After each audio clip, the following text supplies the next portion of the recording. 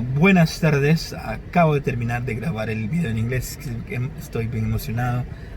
El título de este mensaje del día de hoy, bueno, mi nombre es Wilfredo, trayéndoles el mensaje del día a través de un videoblog. Estoy emocionado con el tema, al principio estaba un poquito pensando, siempre le pido al Espíritu Santo que me dé los temas, me dé los nombres. Y me los ha estado dando, de los videos que he hecho me los está dando. Tenía un poco por el título, pero hey, yo pienso que va a ser de bendición. Yo creo que el Espíritu Santo me está guiando a hacer este mensaje en español, y el mensaje del título de este mensaje es no peques más. No peques más. Es una advertencia que está dando el Espíritu Santo, que está dando Dios para tu vida. Es no peques más. Pero no es este título puede ser un poco porque tú puedes pensar algo diferente a lo que es el mensaje, y no es que yo te esté tratando de hacerte entender una cosa y darte otra. No, lo que estoy tratando de dar es lo que sucede es de que no es tan popular, no se conoce así, pero el mensaje es claro, y lo vas a ver. El mensaje es claro. A Jesús se lo da a un pasaje que hemos leído muchas veces: el hombre paralítico en la piscina de Bethesda, en la piscina de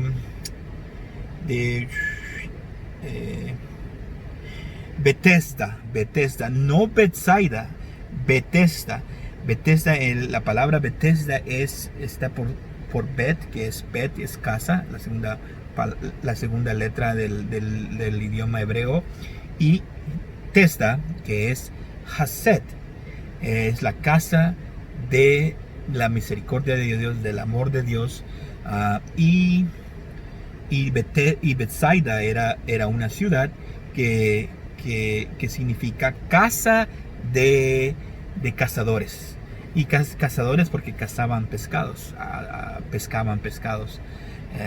Entonces esa ciudad la acaban de descubrir, que pensaban que estaba más adentro de Galilea, cerca de Galilea, y ahora descubrieron una que parece que está más cerca de Galilea. Es interesante, pero no es Bethsaida, es la piscina de Bethesda, casa de la misericordia de Dios.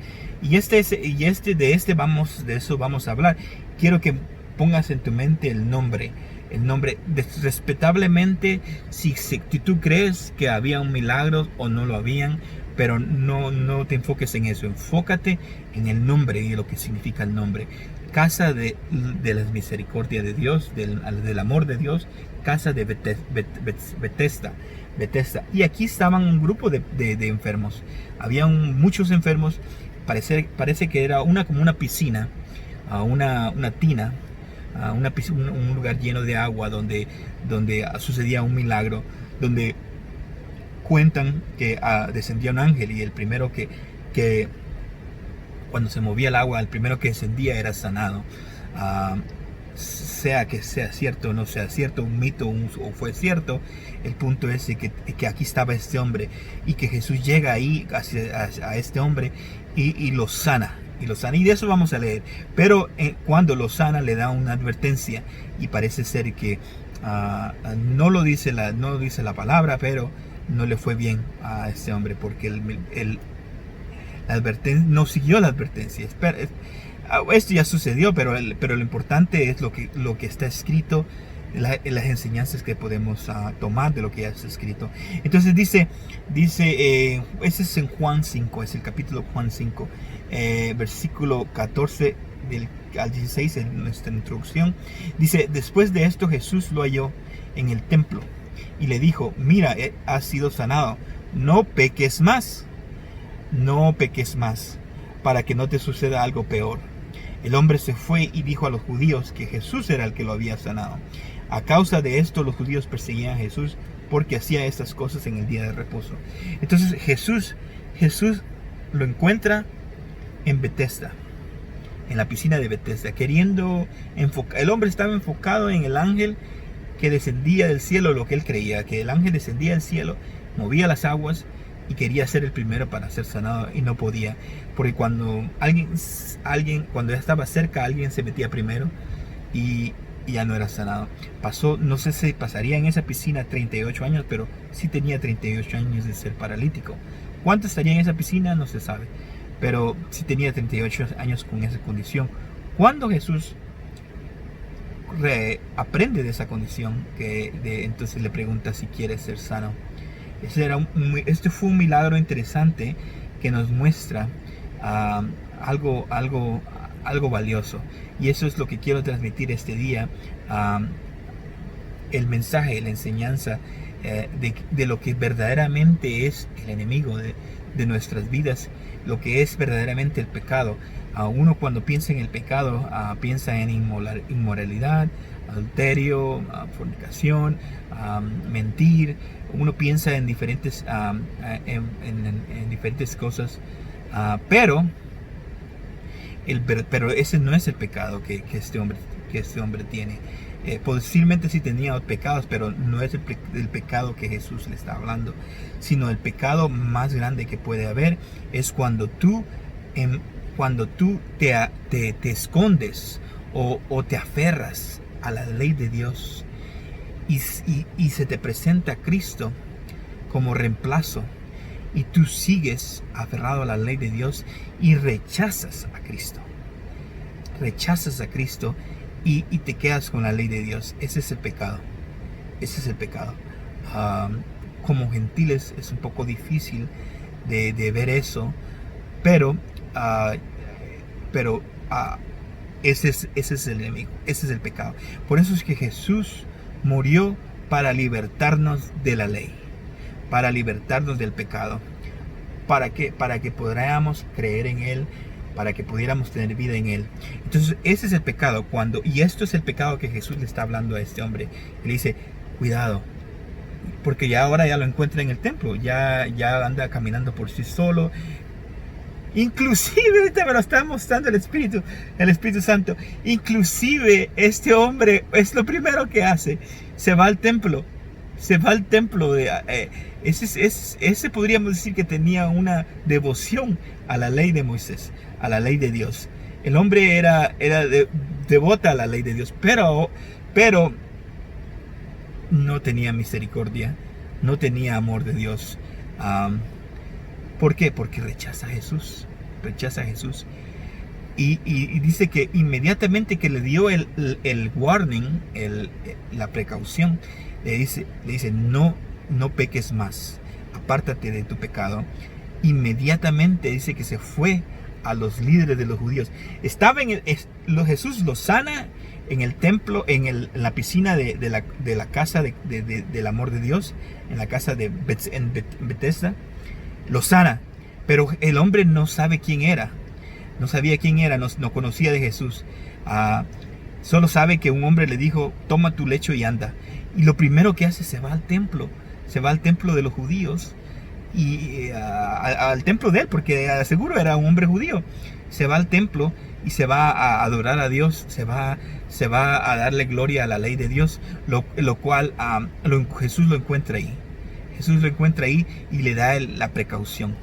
No peques más. No peques más. Inmediatamente ignora la precaución y se va a los líderes judíos. Ahora se va del templo, se va con los líderes judíos y le dice, ya sé quién es ese hombre que me dijo, toma tu lecho y anda, porque era un día sábado. Los judíos hasta el día de hoy ellos guardan el sábado, porque es parte de la ley de Moisés. Guardar el sábado, no pueden hacer nada. Tienen una categoría de cosas que pueden hacer, las cosas que no pueden hacer. Eso es una religión, es algo fuerte para ellos. Entonces se deja ver, se deja sentir. Si estás en Israel, no puedes hacer nada el día sábado. Tienen una categoría de lo que es lo que constituye trabajo, y lo que el hombre hizo era un trabajo, de tomar su camilla y andar y llevársela. Era un trabajo, y los fariseos querían saber quién le dijo eso, y él no conocía a la persona que lo había sanado. Sin embargo, Jesús se introduce a él en el templo y le dice, ten cuidado, aléjate de tu pecado, aléjate de tu pecado, porque algo peor te va a suceder. Y el hombre no ignora el pecado, ignora la precaución que Jesús le da, el warning que le da Jesús, y se va con los líderes judíos y les dice, ya sé quién es, ya sé quién es. Y dice ahí en el siguiente versículo dice que inmediatamente, que dice que Jesús empezó. Vamos a leerlo. En el versículo 16 dice, a causa de esto, dice, los judíos perseguían a Jesús porque hacía estas cosas en el día de reposo. Entonces Jesús se mete en problemas por este hombre, porque este hombre va con los líderes de los judíos. Él quería hacer puntos, él quería tener puntos con la ley de Dios. Por eso va a los líderes judíos y les dice quién es. Él no le importó nada que este hombre lo había sanado, no le importaba nada quién era este hombre. Lo que a él le importaba era ganar puntos con la ley de Dios, con los judíos. Es exactamente, porque yo me preguntaba cuál fue el problema de Judas. ¿Sería que Judas era tan inmoral que a pesar de que él robaba y del tesoro de Dios, y lo que sea, los pecados morales que él tenía, será que eso lo metió en problema, que él no reconoció la bondad de Dios, no pudo valorar? ¿Qué fue por qué no valoró el amor de Dios? Y lo que hace Judas es que dice que él va a los líderes judíos, también lo mismo que hizo este hombre. Él va al líder de los judíos y le dice, ¿qué me dan si les entrego a Jesús? Entonces, así como este hombre va y acusa a Jesús, que Jesús le da una sanidad tremenda. Tenía tantos años de estar enfermo y Jesús lo sana, y ahora va y le entierra el cuchillo atrás a Jesús, y va y lo acusa y le dice, fue Jesús quien me sanó. Porque él quería agarrar puntos, él quería ganar puntos en la ley judaica, en la ley de Moisés, y es exactamente lo que Judas hizo. Judas quería ganar puntos en la ley de Moisés. A él le importaba un comino la persona de Jesús, el amor de Dios, la Betesda, la casa de las misericordias. A él le importaba un comino la casa de las misericordias. A él lo que importaba era el templo, la ley de Moisés y ese sistema, y por eso traicionó a Jesús. Después se arrepintió con lágrimas, se arrepintió y no le sirvió, porque no valoraba a Jesús, y eso es exactamente lo que el hombre le dijo. Jesús le dio una advertencia, dice, peques más, no peques más. Y lo hizo, fue y acusó, y Jesús ahora estaba metido en problemas porque los fariseos veían que Jesús estaba haciendo milagros en el día donde no tenía que trabajar, en el día sábado, pero los judíos no valoraban a Jesús, y ese es el milagro, esa es la ofensa más grande, el pecado más grande, ese es el pecado verdadero, el que tú te aferres a la ley de Dios, que trates de ganar puntos con Dios, y rechaces a Jesús, rechaces la misericordia de Dios, el amor de Dios. Ese es el tema de ahora, ese es el tema. No quería dar ese tema, pero el Espíritu Santo me daba la vía para poder compartir este tema, de que puedas comparar el amor de Dios con la ley de Dios. Como nosotros como seres humanos muchas veces queremos agradar a Dios y abrazamos la ley de Dios, pero mantente libre fuera del pecado. No peques más. Agárrate de Jesús, abraza a Jesús y olvídate de la ley. Dice Hebreos que la ley ya es vieja, terminó, Jesús la puso a un lado. Ahora ahora está el nuevo pacto que empezó con su sangre y dio su cuerpo por nosotros para liberarnos de la ley.